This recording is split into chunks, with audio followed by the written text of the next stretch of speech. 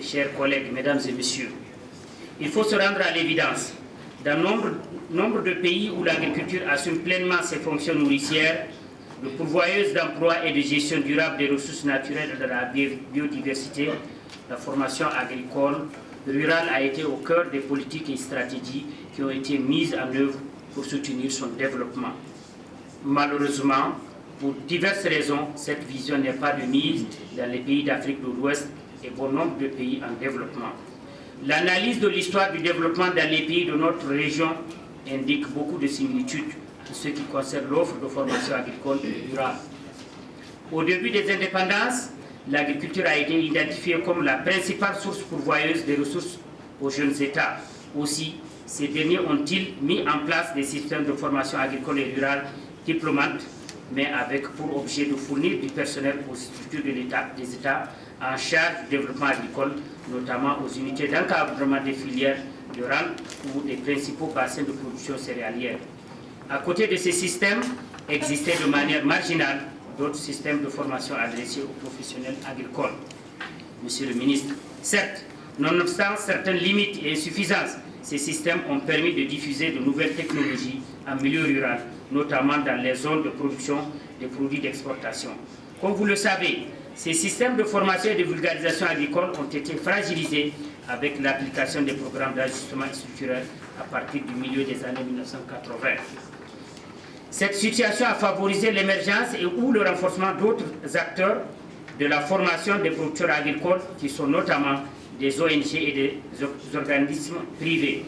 Le cas de CESAO, INADES, IPD, AOS, IRED, formation avec des nouveaux dispositifs de formation et une forte insertion dans le tissu associatif des organisations paysannes. De nombreux leaders paysans ici présents ont bénéficié des formations organisées par le CESAO, INADES et l'IPD AOS. De nombreuses organisations paysannes ont également, dès lors, développé des initiatives pour prendre en charge les besoins en formation de leurs membres. Monsieur le ministre de l'Agriculture et de la Sécurité alimentaire, mesdames et messieurs, aujourd'hui, plus que jamais, l'agriculture recouvre une importance économique, sociale pour la plupart des pays en développement. En Afrique de l'Ouest, le secteur de l'agriculture emploie 60% de la population active et contribue pour 32% à la formation du PIB. La promotion de la sécurité alimentaire et le soutien de l'agriculture sont désormais situés dans les priorités de l'agenda des agences de coopération au développement. Mieux, l'importance de l'agriculture familiale est de plus en plus reconnue. Dans son rapport annuel 2008, la Banque mondiale a indiqué les avantages pour l'ensemble des secteurs des économies et pour la sécurité alimentaire dans les pays en développement quand des investissements sont réalisés au profit des petits producteurs. L'Union européenne pour la sécurité alimentaire dans les pays en développement souligne qu'il est prouvé que les investissements dans le secteur des petites exploitations obtiennent les meilleurs résultats en matière de réduction de la pauvreté et de croissance. La politique agricole de la CEDEAO promeut une agriculture moderne et durable, fondée sur l'efficacité et l'efficience des exploitations familiales et la promotion des entreprises agricoles grâce à l'implication du secteur privé.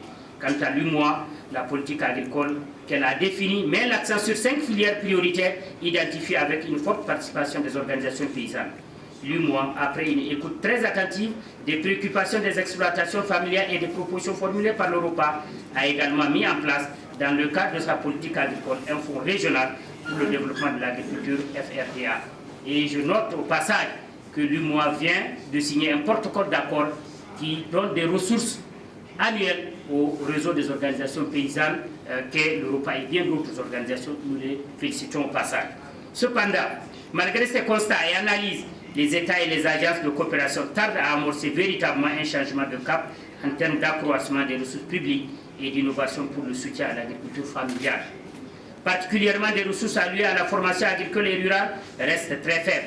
Ainsi, les administrations publiques n'arrivent toujours pas à rétablir une offre de formation agricole et rurale et des services de vulgarisation agricole appropriés pour accompagner les producteurs et leurs organisations. Monsieur le ministre de l'Agriculture et de la Sécurité alimentaire, Mesdames et Messieurs, aujourd'hui il est attendu des paysans ouest-africains de produire plus et mieux pour assurer une alimentation durable d'une population qui connaît une croissance et une urbanisation forte et pour garantir l'approvisionnement de l'industrie naissante. Il est attendu que nous produisons plus de richesses pour contribuer au développement de nos pays et de la région. Ceci dans un contexte marqué par de nombreux défis tels que le changement climatique, la concurrence des produits importés. Malgré nos efforts et nos engagements, ces objectifs resteront difficiles à atteindre si la plupart d'entre nous restent toujours des producteurs dans les familles souffrent de la faim. Cela ne va pas se réaliser si nos produits continuent à subir une concurrence très souvent déloyale des denrées alimentaires importées sur nos propres marchés. Cela ne se produira point si la richesse que nous produisons reste toujours utilisée prioritairement pour les besoins et priorités des villes et ne rétribue pas à sa juste valeur nos efforts et nos investissements. Nous ne pourrions pas mobiliser les jeunes pour relever ces défis tant que nos métiers en milieu rural ne parviennent pas à assurer l'accès de nos familles à l'éducation, à la santé et aux loisirs. Véritablement, il va falloir se mobiliser pour inverser la tendance actuelle et cela exige des investissements plus ambitieux pour développer un capital humain en quantité et en qualité au niveau des exploitations familiales à même de porter dans le moyen et le long terme le changement souhaité, la promotion des systèmes de production intensifs et durables. Les producteurs ont besoin d'avoir un accès plus facile à une formation appropriée pour renforcer continuellement leurs capacités professionnelles. Les organisations paysannes ont besoin de responsables ayant des capacités avérées pour exercer leurs fonctions et capables de représenter et défendre les intérêts de leur métier, de leur profession. C'est dans cette perspective que l'Europa lance l'initiative de l'université paysanne en vue de contribuer à l'amélioration de l'offre de formation agricole et rurale au profit des paysans et des responsables des organisations paysannes. Monsieur le ministre, Mesdames et Messieurs, chers invités, l'Université paysanne d'Europa est l'aboutissement d'un processus de réflexion interne qui s'est appuyé sur les initiatives et expériences des plateformes nationales et de leurs membres. L'objectif que notre réseau vise à travers cette université paysanne est de créer un cadre de référence pour la formation des organisations de producteurs en utilisant des pédagogies appropriées pour des besoins exprimés dans les domaines prioritaires du plan stratégique 2012-2016 d'Europa. Ainsi, il est préconisé 3 cycles de formation, niveau 1, niveau 2 et 3, qui toucheront 3 principales catégories de formation identifiées dans le plan quinquennal 2012-2016 d'Europa. Fourniture du service économique, gouvernance et gestion économique, le plaidoyer et le lobby. L'université paysanne de notre réseau va se focaliser sur la formation des formateurs avec des parcours qui sont définis par une équipe composée d'académiciens, de praticiens de la formation pour les responsables paysans et les organisations et leaders paysans. La première édition devrait se tenir en 2013. Nous avions élaboré les curricula pour des raisons logistiques. La session a été reportée pour ce mois de mars 2014. Très concrètement, il s'agira de doter les participants de capacités concernant le plaidoyer et le lobby, en plus des questions liées au plaidoyer et aux politiques agricoles et commerciales que les femmes et les jeunes vont également aborder. Ce groupe devrait avoir également le renforcement de leurs capacités pour promouvoir des entreprises agricoles. Cette première édition permettra également aux coordonnateurs techniques des plateformes nationales de se familiariser avec l'outil GAR. Enfin, cette édition doit offrir un espace de dialogue entre les différents acteurs en vue de partager des expériences pour poursuivre la construction des organisations de producteurs et leur réseau. Quant à la deuxième édition, c'est-à-dire celle qui était initialement prévue en 2014, elle est maintenue et aura lieu à Cotonou, au Bénin.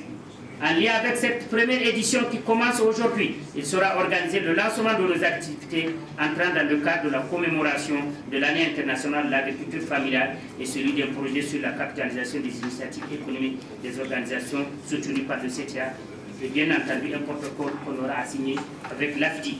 Monsieur le ministre, notre université paysanne fait face à un certain nombre d'enjeux. Il s'agit notamment de pouvoir consolider et stabiliser l'approche et les outils au niveau régional qui serviront de base pour promouvoir dans le court terme la tenue d'universités paysannes au niveau des plateformes nationales. Nous souhaitons également pouvoir développer une approche de gestion partenariale permettant de créer des synergies et de complémentarité avec les initiatives mises en œuvre en matière de formation agricole et rurale par les organismes privés, des États et des institutions régionales. La capitalisation des expériences et réussites des organisations de producteurs en ce qui concerne la formation agricole et rurale et le processus d'apprentissage des paysans pour nourrir continuellement le processus de l'université paysanne de notre réseau.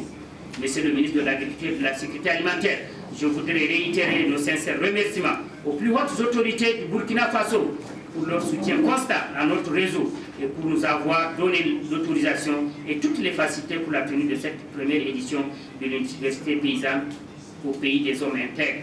À vous personnellement, nous vous adressons toute notre profonde gratitude pour votre écoute à l'égard de nos différentes sollicitations et votre engagement personnel pour la tenue et la réussite de cette première édition de l'université paysanne.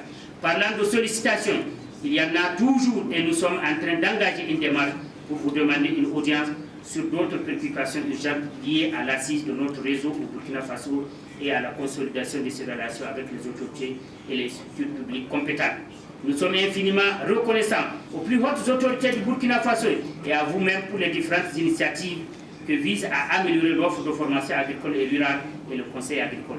Il s'agit notamment de la stratégie nationale de la formation agricole SNFA, du système national de vulgarisation agricole et du conseil agricole SNVAK, des centres de formation, des centres de promotion rurale, et j'en passe.